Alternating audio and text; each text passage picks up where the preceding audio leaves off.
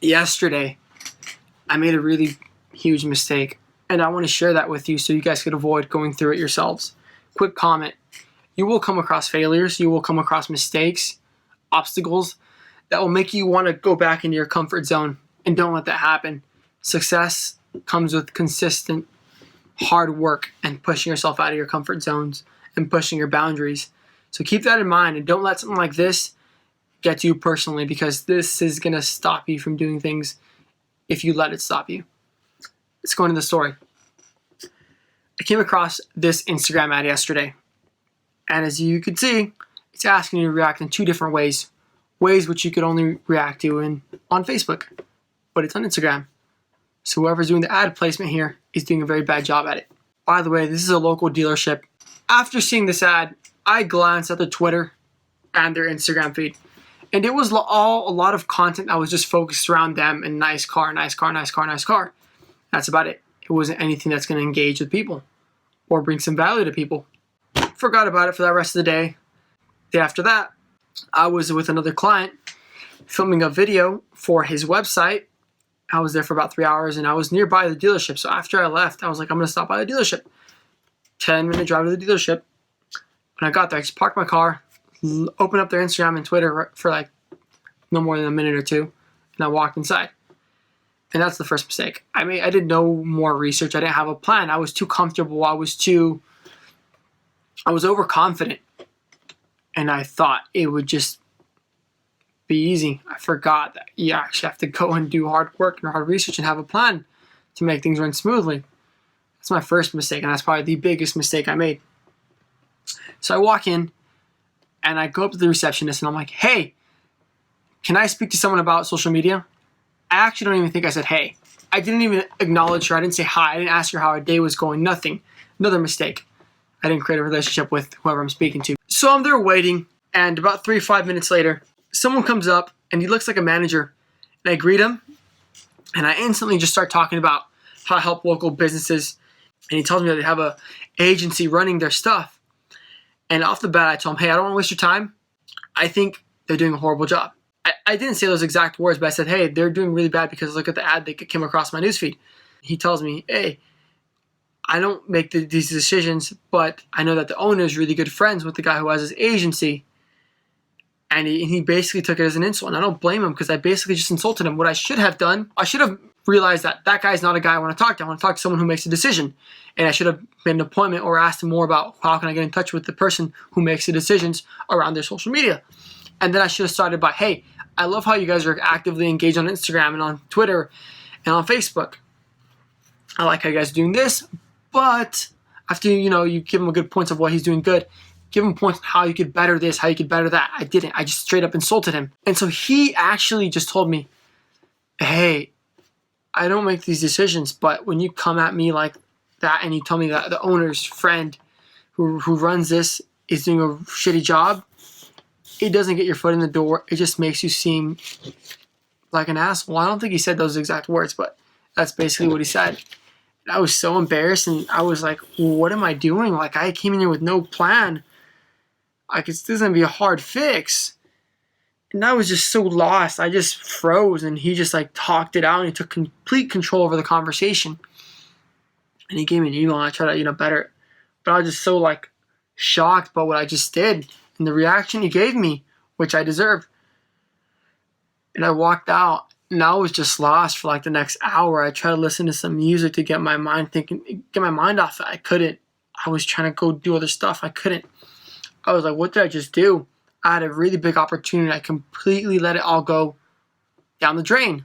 Enough talking about this. I could talk to you about how cringy it was, how embarrassing it was, how weird walking out it was, and how stupid I felt about the situation. Again, don't let things like that stop you if you come across anything like that.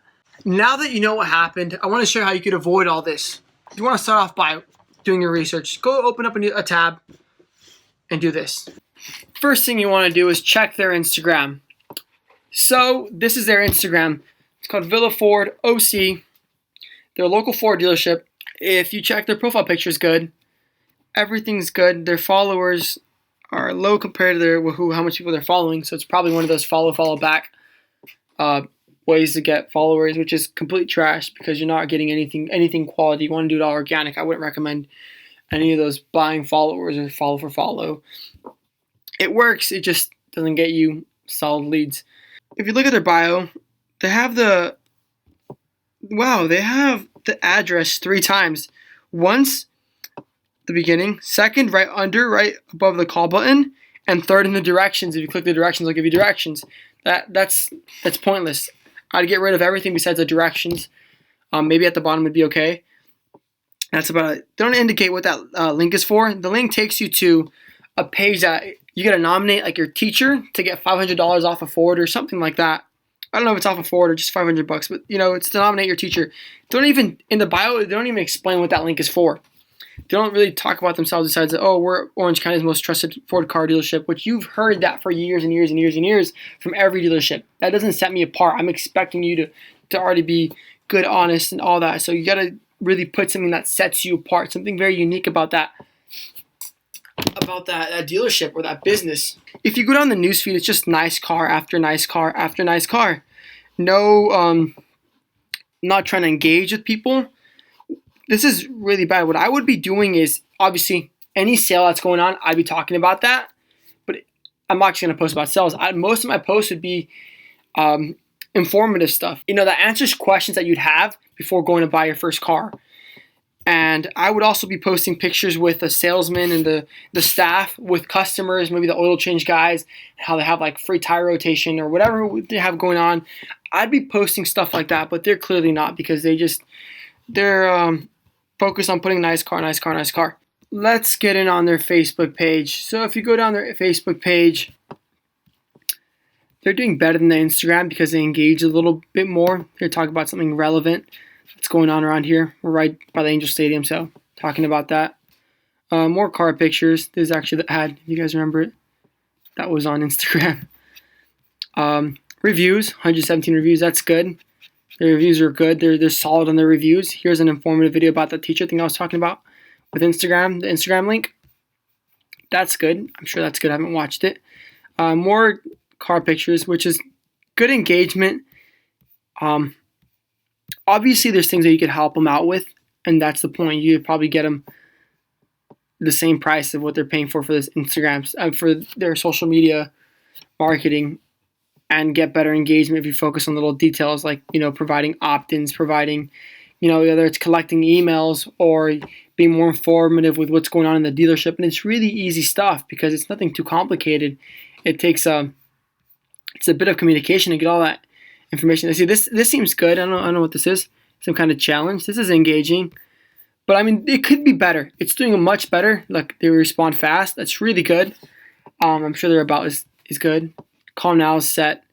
About is a little short, but I mean, it's good. I mean, people don't really go here much, but it's decent. After you've checked over their Instagram and Facebook, you want to make sure all their brand is congruent through all platforms. Make sure their content is valuable. It answers questions. Ask yourself, go on their website and ask yourself, if I was looking for a car from Ford in my area, what questions would I want answered when I go on a website?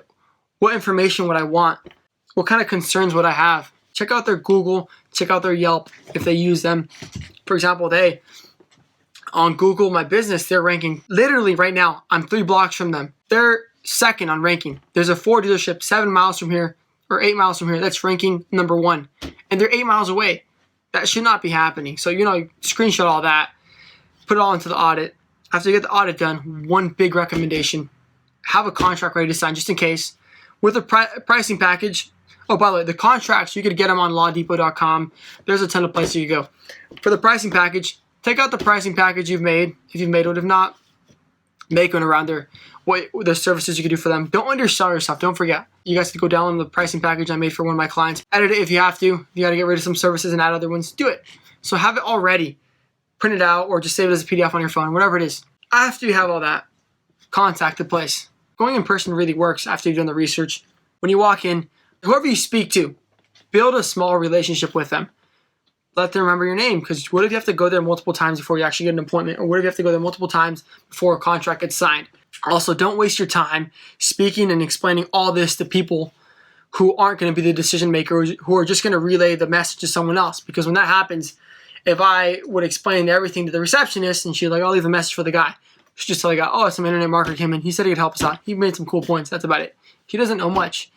You don't want to explain yourself unless you're talking to the business owner or someone who's going to make a decision. Anyone else besides the owner, just build a relationship with. So let's say you set an appointment. What do you do next? When you show up to the appointment in your car, before you go in, rehearse everything. Give yourself like 10 minutes to go over every point. Basically, go through the presentation in your head. Go in there, break the ice with the owner, speak to them a bit about you, but quickly change it to the business. And you start by obviously telling them what you like in his business and the reason why the business caught your attention, and then go into what's missing or what could you do better for them or how you could help them solve and bring more clients and revenue. And you go through the whole business audit that you've already made. And by this time, they see how much work you've put into this. They're probably learning a lot because they probably don't handle it by themselves. Let's say if they have another agency or someone else already doing it. Or it's too much because it's like a complete other profession to learn. It's too much for them. They'll get a lot of value out of it, and they'll see you as someone with authority. If you're really communicating that value to them, you know what to do next. Just get that contract signed. If you have any more questions for me, go join my Facebook group. Facebook group link is the first thing in the description below. Click on it, join it. I'll approve you, or another admin will approve you as soon as possible. Ask your question there, and I'll get to it. I get to every question, and I also have a lot more people commenting in there who are sharing their stories, sharing their tips, their strategies. We'll see what's working. There's so much in that Facebook group, so go ahead and join it. Again, the first thing in the description is that link. If this video was somewhat helpful to you, go ahead and subscribe. Just click that button.